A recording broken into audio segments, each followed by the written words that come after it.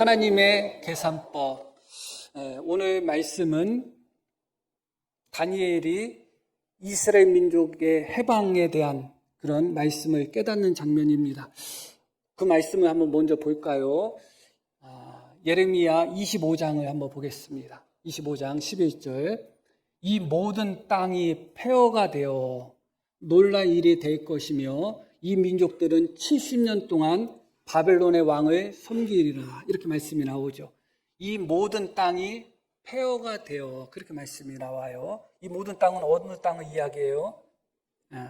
유다 땅을 이야기합니다. 유다에 있는 모든 땅들, 그리고 마지막으로 폐허가 될 곳은 바로 예루살렘을 의미하는 것이죠. 이 모든 땅이 폐허가 된 후에 70년 동안 바벨론을 섬길 것이다. 그렇게 말씀이 나와요. 그리고 29장도 한번 볼게요. 예레미야.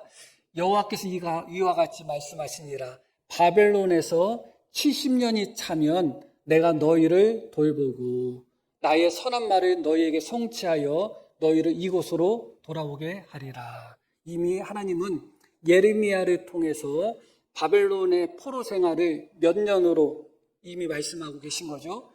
70년으로 말씀하고 계신 겁니다. 언제부터 70년인가? 이 모든 땅이 폐허가 된 후부터 70년이라 그렇게 말씀하고 있는 거예요. 이 말씀을 잘 기억하시고 이 말씀을 들으셔야 됩니다. 자, 한번 오늘 본문 말씀 1절 한번 보겠습니다. 메대 족속 아하수에로의 아들 다리오가 갈대아 나라 왕으로 세움을 받던 첫 해, 이때가 언제냐? BC 539년입니다. 539년. 이어지는 말씀도 계속 볼게요. 곧 그 통치 원년에 나 다니엘이 책을 통해 여호와께서 말씀으로 선지자 예레미야에게 알려주신 그 연수를 깨달았다. 책을 통해서 다니엘이 하나님께서 선지자 예레미야에게 알려주신 그 연수를 깨달았다는 겁니다. 조금 전에 우리가 읽으신 말씀이죠. 그 연수가 몇 년이에요? 70년. 예레미야서에는 70년이라는 단어가 명백하게 나오는데 다니엘이 깨달았다는 의미가 무엇일까? 그거예요. 70년에 대해서 몰랐다가 알았다. 그런 의미는 아니죠. 바로 그 70년이 이제 곧 다가왔다. 그런 의미를 깨달았다는 거예요. 그런데 그 의미 이상의 의미가 여기에 또 담겨 있어요. 그것은 무엇이냐? 다시 예레미야 25장 말씀으로 다시 돌아가 볼게요. 이 모든 땅이 폐허가 되어서 몇 년이 지날 것이라고 이야기 나와요? 70년. 그러면 기준점이 언제예요? 이 모든 땅이 폐허가 되는 게 기준점이에요.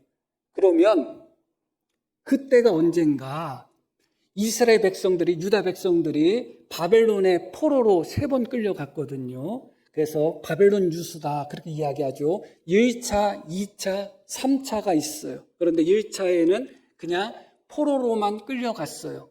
2차도 그냥 포로로만 끌려갔어요. 그런데 3차는 유다 땅 전체가 폐허가 되고 예루살렘과 예루살렘 성전과 예루살렘에 있는 모든 가옥들이 다 폐허가 됐어요. 3차로 끌려갔을 때 그때가 586년입니다. 자, 그러면 기준이 언제가 기준이 돼야 맞을까요? 1차가 기준이 돼야 될까요? 2차가 기준이 돼야 될까요? 3차가 돼야 될까요? 3차가 기준이 돼야 되는 거죠? 고맙습니다. 잘 이해하셔서 고마워요. 자, 다시 본문 2절 말씀을 볼게요. 곧 그 통치 원년에 나 다니엘이 책을 통해 여호와께서 말씀으로 선지자 예레미야에게 알려주신 연수를 깨달았나니 계속 곧 예루살렘의 황폐함이 70년 만에 그치리라. 여기서도 명시되어 있죠. 예루살렘의 무엇이? 황폐함이. 그러면 기준점이 언제라고요? 예루살렘의 황폐함, 유다 땅의 폐허, 그때가 기준점이에요. 그런데 그때로부터는 몇 년이 흘렀는가? 47년밖에 안 흘렀어요. 몇 년이 지나야 된다고요? 70년이 지나야 되는데 47년밖에 흐르지 않았어요. 그런데 실제로 이스라엘 민족은 언제 포로에서 귀환하게 되는가? 다니엘이 이것을 깨달은 다음 해에 포로에서 귀환하게 돼요. 그러면 폐하가 된 지 몇 년 만에 포로에서 귀환하게 되는 거예요? 48년 만이에요. 70년에서 20년이나 빠지는 거예요. 그렇다면 다니엘이 무엇을 깨달았다는 의미인가? 다니엘은 이때구나 하는 것을 깨달았어요. 앞에서 말씀드렸듯이 다니엘은 이미 예레미야서 말씀을 알고 있는 사람이에요. 70년이라는 기간을 알고 있었던 사람이고, 다니엘 마음속에는 그 70년은 땅이 황폐한 순간부터, 예루살렘이 황폐한 순간부터 70년으로 알고 있었던 거예요.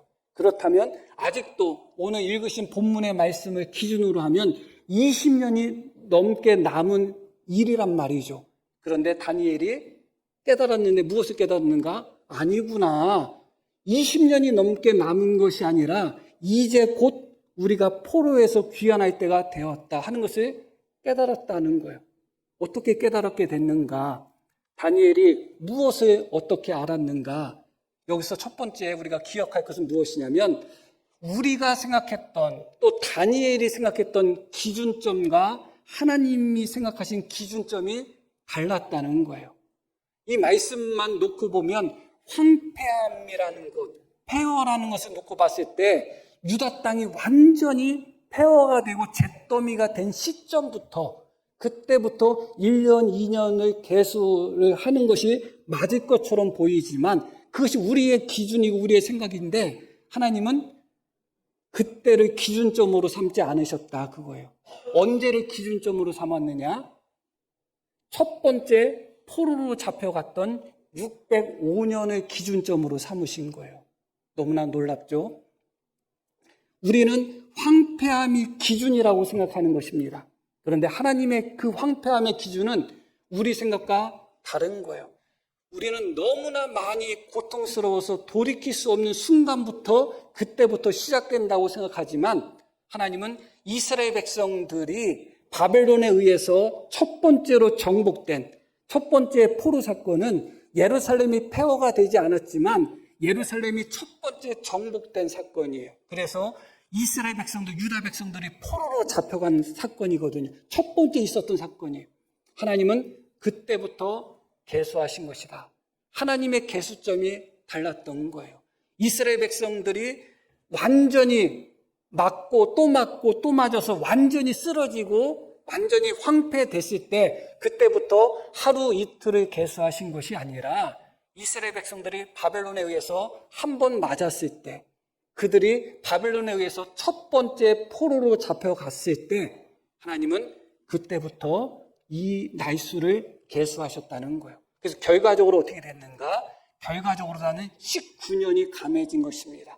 이 말씀을 문자 그대로 놓고 볼 때 황폐함을 예루살렘의 황폐함, 유다 땅의 황폐함으로 우리가 이해하고 기준을 삼는다면 아직도 22년에 23년의 기간이 더 필요합니다. 그런데 하나님은 지금 그들에게 다시 한번 회복의 은혜를 주신 거예요. 예레미야가 깨달았다는 것이 바로 이것을 깨달은 거예요. 깜짝 놀랐겠죠. 그 전까지만 해도 예레미야가 아니라 다니엘은 이미 1차 포로로 끌려갔으니까, 그리고 1차 포로로 끌려간 후에 19년 후에 예루살렘이 멸망했거든요. 그러면 19년 후에 예루살렘이 멸망하고 70년이면 다니엘이 1살 때 끌려가도 90살이에요. 근데 1살 때 끌려간 게 아니잖아요. 100살이 넘어야 되잖아요. 다니엘은 어떤 생각을 했을까요? 내가 살아서 우리 민족의 해방을, 우리 민족의 회복을 볼 것이다 하는 생각을 했을까요? 못했을까요? 당연히 못했겠죠. 그런데 말씀을 읽고 묵상하고 연구하다 보니까 그것을 깨달은 겁니다. 어떻게 깨달았는가? 다시 한번 예레미야 25장을 볼게요. 이 모든 땅이 폐허가 되어 놀랄 일이 될 것이며 이 민족들은 70년 동안 바벨론의 왕을 섬기리라. 그리고 29장도 볼게요. 여호와께서 이와 같이 말씀하시니라. 바벨론에서 70년이 차면 내가 너희를 돌보고, 이어서 나의 선한 말을 너희에게 성취하여 너희를 이곳으로 돌아오게 하겠다. 그러니까 70년의 기준이 또 하나의 기준이 있어요. 또 하나의 기준은 무엇이냐? 이 모든 땅이 폐허가 되는 것이 첫 번째 기준이에요. 그때부터 헤아릴 수가 있는 것이죠. 그런데 또 하나의 기준은 무엇이냐면 70년이 차면 바벨론이 멸망할 것이라는 거예요. 그런데 놀랍게도 바벨론이 멸망한 거예요. 다니엘이 생각을 해보니까 70년이 차면 우리를 구원하신다고 했는데 예루살렘 멸망부터 따지면 50년도 안 지났는데 바벨론이 멸망한 거예요. 그때 다니엘은 깨달은 것이죠. 아, 하나님의 계산은 달랐구나. 나는 예루살렘이 멸망하고 땅이 황폐한 것에 기준으로 삼았는데 하나님은 그때를 기준으로 삼은 것이 아니라 우리가 바벨론에 의해서 첫 번째로 포로로 잡혀왔던 바로 그때를 기준으로 삼았구나 하는 것을 다니엘은 깨달은 것이죠. 너무나 놀라운 것이죠. 그가 생각했던 것보다 19년이 당겨진 것입니다. 자기 생애에 자기 민족의 구원과 해방을 직접 목도할 수 있는 그런 감격스러운 순간이 다니엘에게는 찾아온 것입니다. 그런데 여기서 또 한 가지 우리가 기억해야 되는 부분이 있어요. 이때가 언제라고 제가 말씀드렸는가? 1차 포로를 기준으로 할 때 66년이 흐른 후예요. 그러고 실제로 이스라엘 백성들이 그 바벨론 포로에서 해방된 것은 고레스 왕의 칙령으로 해방되는 것인데 언제 해방되었는가? 그 다음 해예요. 그 이야기는 무슨 얘기예요? 이스라엘 백성들이 바벨론에서 돌아온 것이 1차 포로를 기준으로 한다 할지라도 70년이 아니라는 거예요. 몇 년이라고요? 67년이에요. 3년이 적어요. 이 부분 때문에 학자들 사이에 논란이 많은 거예요. 어떻게 해든지 70년을 맞춰야 되는데 이렇게 해도 안 맞고 저렇게 해도 잘 안 맞는 거예요. 몇 년이 오차가 생기는 거예요. 다니엘도 그런 생각이 들지 않았겠어요? 우리 민족이 바벨론이 멸망하면 구원받는다고 했는데 그 기간이 70년이라고 했는데 1차 포로를 기준으로 해도 66년밖에 흐르지 않은 거예요. 그리고 말씀드렸듯이 그 다음 해에 고레스 왕이 칙령을 내려서 이스라엘 백성들을 고국으로 돌아가도록 허락합니다. 그래서 결과적으로 나는 1차 포로를 기준으로 해도 3년이 단축이 된 것이죠. 저는 이 말씀 속에서 오히려 하나님의 놀라운 역사와 은혜를 사실은 발견하게 됩니다. 마태복음 24장 말씀을 한번 볼게요. 그날들을 감하지 아니하면 모든 육체가 구원을 얻지 못할 것이나 그러나 택하신 자들을 위하여 그날들을 감하시리라. 이건 너무나 놀라운 말씀이에요. 우리는 70년이 찼느냐 안 찼느냐만 따지는 거예요. 하나님이 70년 동안 고난 주신다고 했으면 70년 동안 고난 주셔야지 그렇게 생각하는 거예요. 마승건 선생님이 점수 낮은 애들한테 야 니네 60점 이하는 20대 때릴 거야 했단 말이에요. 그런데 15대밖에 안 때리는 거예요. 야 왜 20대 때린다고 해놓고 왜 15대밖에 안 때려? 그게 원망할 제목인가요? 아니죠. 하나님이 70년을 채운다고 하셨으면 70년을 채워야지. 그렇지 않죠. 우리의 계산이에요. 하나님은 채우는 것을 원하시는 분이 아니에요. 어떻게 하든지 우리의 고통을 감하시기를 원하시는 분이시고 우리의 고난을 깎기를 원하시는 분이시지 더하시기를 원하시는 분도 아니고 채우기를 원하시는 분도 아닙니다. 그렇기 때문에 택하신 자들을 위하여 어떻게 하든지 할 수만 있으면 그날을 감하실 것이다. 그게 하나님의 은혜인 것입니다. 너무나 놀라운 것이 하나님의 계산 시작점에서 이미 19년을 깎아주신 거예요. 엄밀히 따지면 예루살렘이 폐허가 된 상태부터 카운트다운이 시작이 돼야 돼요. 그런데 이미 그 19년 전부터 시작하신 거예요. 만약에 예루살렘이 폐허가 된 때부터 70년을 하나님이 계수하셨다면 그때부터 70년이 언제냐?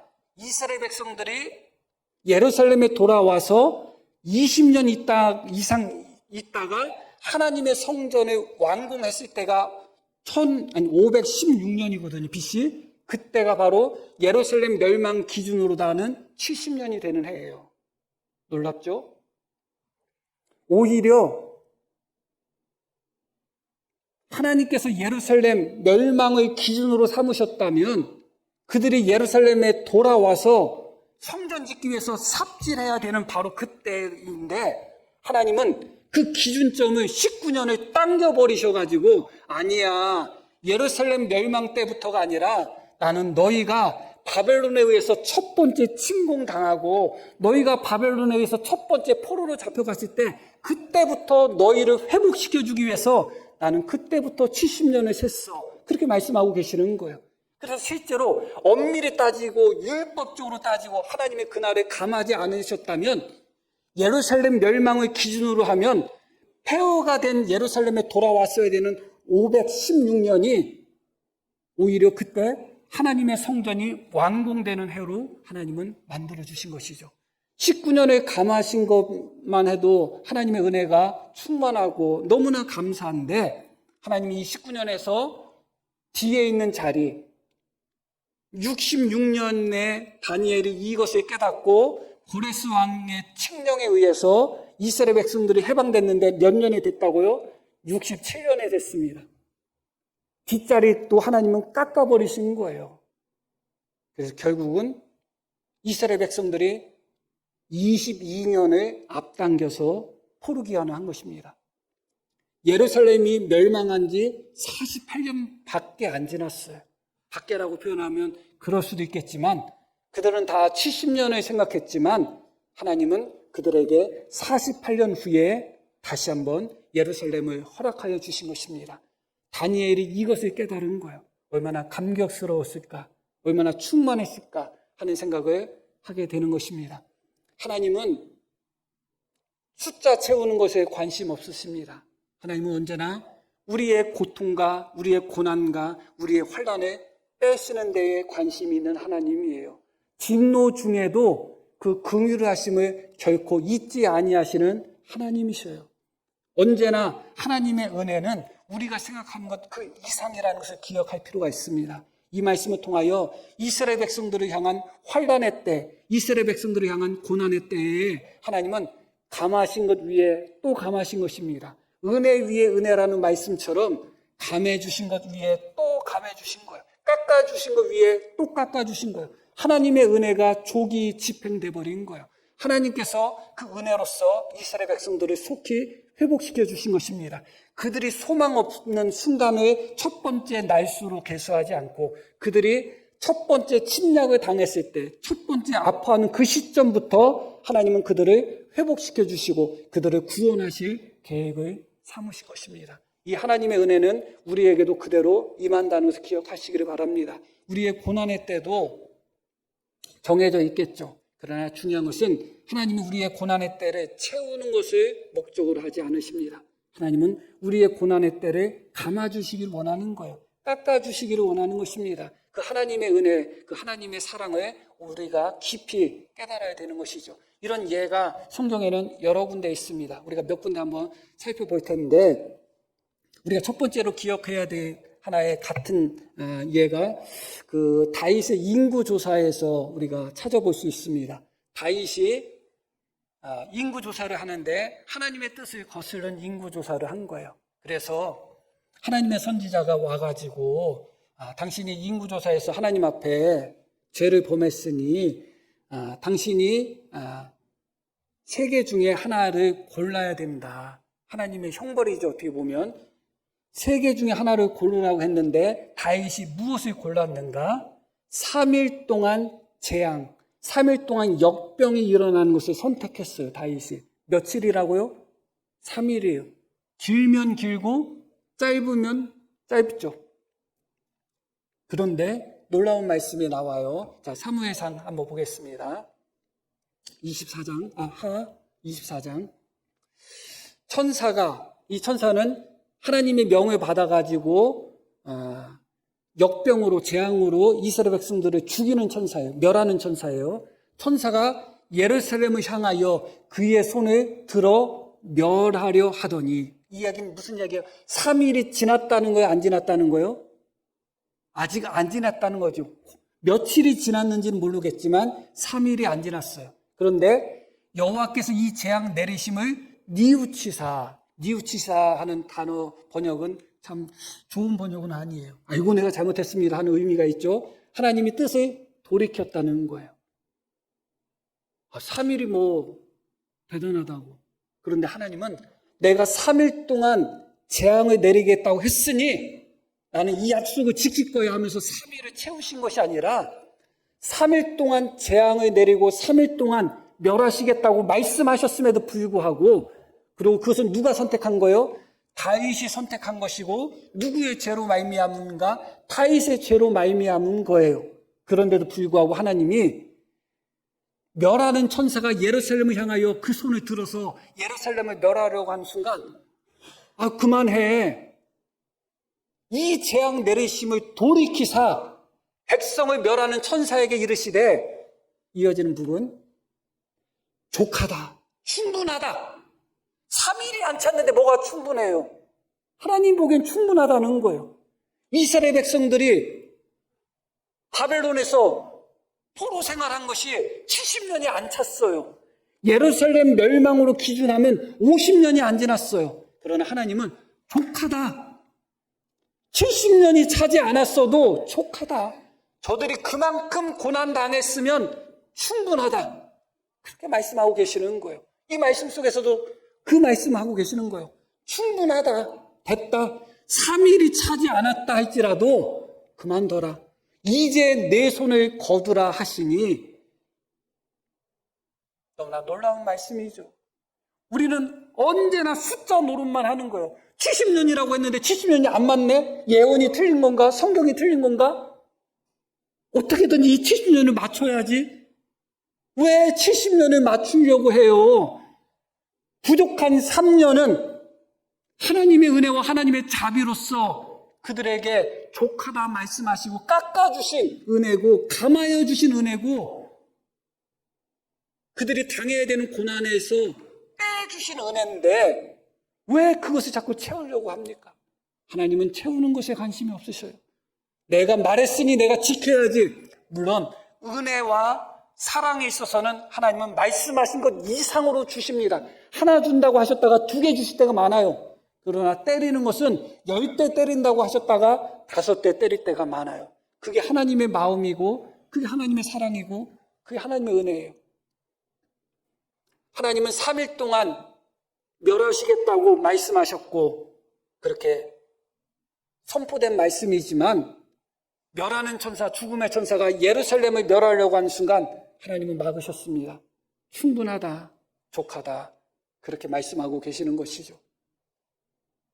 이 하나님의 마음, 이 하나님의 은혜가 우리 속에 깊이 느껴지셔야 됩니다. 우리가 고난당하고 어려움 당할 때 한 가지 기억하신다면, 내가 당해야 되는 고난을 다 채우고 나서 고난이 끝나는 것이 아니다 하는 것을 기억하셔야 돼요. 그런데 우리는 어떻게 생각하냐? 내가 당해야 되는 고난보다 더 많이 당한다고 생각해요. 더 많이 당하지 않습니다.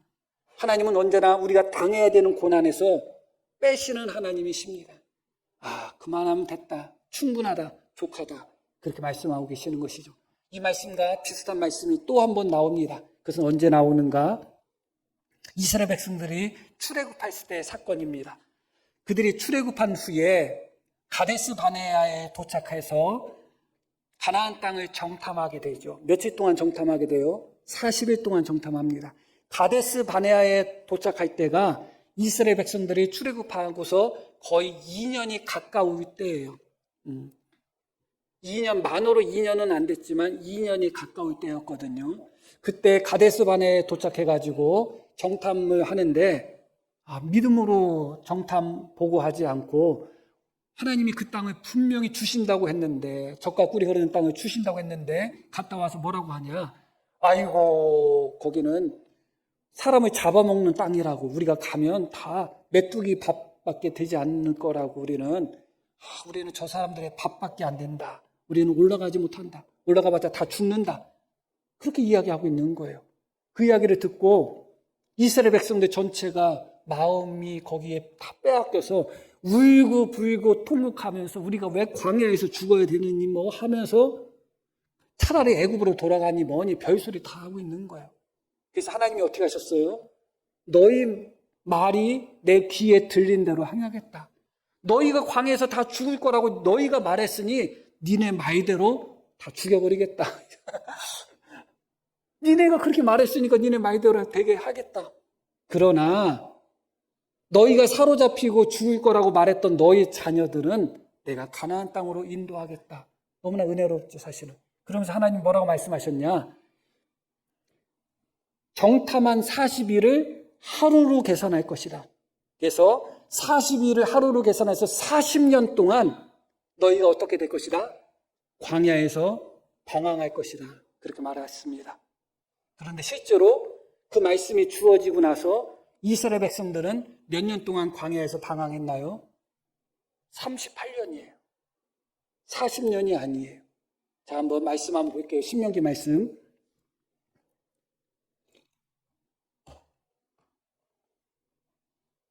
가데스 바네아에서 하나님께서 이스라엘 백성들에게 40일을 하루로 계산해서 40년 동안 너희가 광야에서 방황하다 죽을 거라고 하나님께서 형벌 내리신 그 장소예요.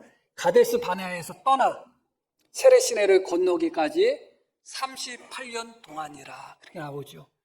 실제로 이스라엘 백성들은 가데스 바네아에서부터 38년 동안 광야에서 방황했어요. 40년 방황하지 않았어요. 그런데 성경은 광야 40년을 말하고 있죠. 왜 광야 40년인가? 이스라엘 백성들이 반역해서 하나님으로부터 40년 동안 광야에서 방황할 것이라는 하나님의 형벌을 받기 전에 2년 가까이 광야 생활을 했거든요. 엄밀히 따지면 40년에 그 2년이 들어가야 돼요? 안 들어가야 돼요? 안 들어가야 되죠. 왜냐하면 잘못했을 때부터 기준 아니겠어요? 그런데 하나님은 그 40년에 그 앞에 2년 동안 광야 생활한 것까지 포함시킨 거예요. 하나님은 소급 적용하신 거예요. 전혀 소급 적용할 필요가 없는데 40년 동안 이스라엘 백성들은 앞으로도 40년 동안 광야에서 방황해야 되는데 그 기간을 앞에 이미 2년 동안 광야 생활을 했으니 내가 그것을 인정하겠다는 거예요. 그게 하나님의 마음이에요. 감해주고자 하는 마음, 깎아주고자 하는 마음. 너희가 그 전에 범죄한 것이 아니라 지금 범죄해서 지금부터 40년 동안 너희가 광야에서 방황하고 고통을 당해야 되지만 그래도 너희가 그 전에 2년 동안 광야 생활을 했으니 내가 너희가 2년 동안 고생한 거 인정해 주겠다는 거예요. 너희 경력을 인정해 주겠다는 거예요. 인정해 줄 필요가 없는 거잖아요. 어떻게든지 하나님은 앞에서 깎든지 뒤에서 깎든지 어떻게든지 깎기를 원하시는 분이시지 우리의 고난을, 우리의 환난을, 우리의 괴로움을 꽉 채우기를 원하시는 분은 아니에요. 그게 바로 계시록에 나와 있는 3년 반 환난의 궁극적인 교훈이에요. 3년 반은 7년의 절반이에요. 성경은 7을 완전수라고 이야기합니다. 꽉 채운 숫자예요. 꽉 채웠다는 것은 7년 동안 고난에 당한다, 고난을 꽉 채운다는 거예요. 7년 동안 환난 당한다, 환난을 꽉 채운다는 거예요. 그런데 하나님은 나는 너희를 위하여, 택하신 자를 위하여 그날을 감하지 않으면 너희가 구원받을 수 없기 때문에 너희에게 7년 꽉 채운 환난을 주지 않고 3년 반만 주겠다는 거예요. 깎아주겠다는 거예요. 너희가 당할 환난만큼만 주겠다는 거예요. 이스라엘 백성들, 광야 이스라엘 백성들에게 2년을 소급 적용하여 2년을 깎아주시는 하나님. 바벨론에서 70년 동안 포로 생활해야 되는 그들에게 기준점을 확 옮기셔가지고 19년을 깎아주시고 그것도 부족하여 나머지 4년 중에 또 3년을 또 깎아주셔서 총 22년을 깎아주신 하나님. 3일 동안 다윗으로 인하여 재앙을 베푸셔야 됨에도 불구하고 재앙을 내리셔야 됨에도 불구하고 재앙을 내리는 그 천사가 예루살렘을 멸하려는 순간에 충분하다. 3일이 되지 않았어도 3일이 차지 않았어도 여기까지만 해도 충분하다 하면서 하나님은 언제나 우리의 재앙, 우리의 고난, 우리의 아픔, 우리의 환난을 덜어내시기를 원하고 빼시기를 원하고 깎아내시기를 원하는 거예요. 그러면서 하나님은 은혜를 더하시기를 원하고 사랑을 더하시기를 원하고 긍휼을 더하기를 원하시는 것이죠. 그게 하나님이에요. 좋은 것은 하나라도 더 주기를 원하시고 아프고 고통스러운 것은 하나라도 더 빼고자 원하시는 것이 하나님의 마음인 것입니다. 이것을 다니엘은 깨달았습니다. 그래서 다니엘은 즉시 기도합니다. 기도하면서 어떻게 기도하는가? 다니엘 9장 19절 말씀 볼게요. 주여 들으소서, 주여 용서하소서, 주여 귀를 기울이시고 행하소서, 지체하지 마옵소서, 나의 하나님이여 주 자신을 위하여 하시옵소서. 다니엘이 이 기도를 한 때가 언젠가 1차 포로로 기준을 해도 66년째라고 했어요. 몇 년이 남은 거예요? 4년이 남은 거예요. 우리 같으면 어떻게 할까요? 4년 후면 구원 받겠구나. 4년 70년, 66년도 기다렸는데 4년이 뭐가 길어? 아마 그런 생각을 가질 수도 있었겠죠. 그런데 다니엘은 깎아주시는 하나님을 아는 거예요. 빼주시는 하나님을 안 겁니다. 하나님의 은혜가 조기 집행될 수 있다는 것을 다니엘은 깨달은 거예요. 하나님의 계산법은 우리의 계산과 다르다는 것을 알았던 거예요. 어떻게든지 하나님은 우리는 숫자를 채우려고 하고 또 채우려고 하지만 하나님은 그것을 채우시는 것이 목적이 아니라 오히려 그것을 빼시는 것이 목적이신 하나님인 것을 알았던 거예요. 그래서 다니엘이 무엇이라고 기도해요? 주여 귀를 기울이시고 행하소서, 지체하지 마옵소서. 만약에 하나님이 70년을 작정하셔가지고 무슨 수를 써더라도 70년이 차야 된다. 그러면 다니엘은 이런 기도를 하지 않았을 거예요. 하나님 속히 이루어주세요. 지체하지 마세요. 들으세요. 그랬더니 놀랍게도 그 다음 해 67년 만에 고레스 왕이 이스라엘 백성들은 다 돌아가라 그렇게 칙령을 내리는 것입니다. 결론적인 말씀을 드릴게요. 다음 주에는 이 다니엘 기도에 대해서 우리가 말씀을 묵상할 텐데 사실은 제가 다니엘의 기도를 묵상하면서 또 오늘 말씀도 그렇지만 많이 울었어요. 하나님께서 더 큰 은혜를 준비하고 계신다는 것만 기억하시고 결론적으로 말씀을 드리면 우리는 고난의 끝에 하나님이 우리를 기다린다고 생각합니다. 70년 끝에 하나님이 기다리시고 40년 끝에 하나님이 기다리시고 3일 끝에 하나님이 기다린다고 생각하는 거예요. 물론 그래도 훌륭한 신앙인이에요. 70년 끝에 하나님이 없다고 생각하는 것보다 낫고 40년 끝에 하나님이 버렸다고 생각하는 것보다 낫고 3일 끝에 완전히 망했다고 생각하는 것보다는 낫지만 그러나 하나님은 70년 후에 우리를 기다리시는 분이 아니에요. 우리는 70년을 향하여 걸어가지만 하나님은 70년 그때부터 우리를 향하여 걸어오시는 분이에요. 그게 하나님이에요.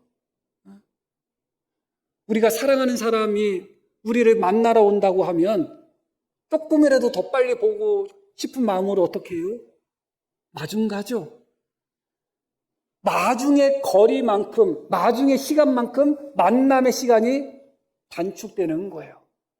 이스라엘 백성들이 온전히 고난을 채우면 70년이어야 되고 온전히 고난을 채우면 40년이 돼야 되고 온전히 고난을 채우려면 3일이 돼야 되는 거예요. 우리도 마찬가지입니다. 우리가 당해야 되는 고난, 환난, 우리가 당해야 되는 연단을 온전히 채우고자 하면 감당할 수 없을 수 있어요. 그러나 하나님은 고난의 끝에 서 계시고 연단의 끝에 서 계시고 환난의 끝에 서 계시는 분이 아니라 거기서부터 우리에게 다가오시는 분이에요. 고난의 기간에 나 혼자 걸어간다고 생각하지만 그래서 난 70년을 걸어가야지 겨우 벗어날 거야. 40년을 걸어가야지 겨우 벗어날 거야 생각하면서 걸어가는데 어느 순간 70년 끝에서부터 하나님이 다가오고 계시는 거예요. 40년 끝에서부터 하나님이 다가오고 계시는 거예요. 여기서 만날 줄 몰랐는데 여기서 고난이 끝날 줄 몰랐는데 그곳에서 끝나버리는 거예요. 이 하나님의 은혜, 이 하나님의 사랑을 가슴에 깊이 품고 이번 한 주간 명절 동안 승리하고 감사가 넘치는 우리 모두가 되기를 간절히 축복합니다. 자, 우리 들으신 말씀 기억하며 함께 기도하겠습니다.